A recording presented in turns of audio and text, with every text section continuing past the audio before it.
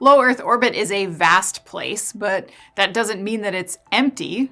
And as countries across the globe are increasingly using this space for connectivity and research, satellite populations are skyrocketing, and we may witness some close calls. It was recently revealed that a SpaceX satellite nearly collided with another unexpected satellite, the source of which is still not fully understood. According to SpaceX VP of Engineering Michael Nicholls, a SpaceX satellite encountered another satellite that had been launched sometime in the previous 48 hours from China's CAS space. Nicholls said no coordination or deconfliction with existing satellites operating in space was performed by CAS space, and that the two spacecraft came within 200 meters of one another. As tech reporter Nicholas Werner pointed out, in space terms, they basically high-fived.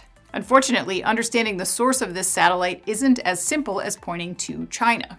CS Space reportedly launched orbitals from many countries on this mission, including China, Nepal, Egypt, and from the EU. Nicholls claims the country behind this particular satellite didn't share information about its trajectory or even its presence. Unfortunately, the current air traffic control system for outer space is a hodgepodge.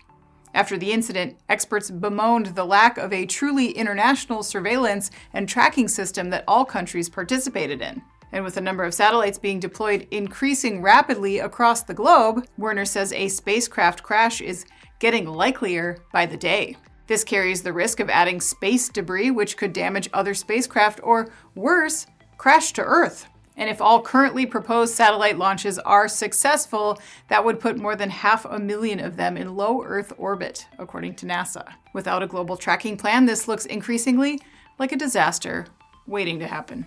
I'm Anna Wells, and this is Manufacturing Now.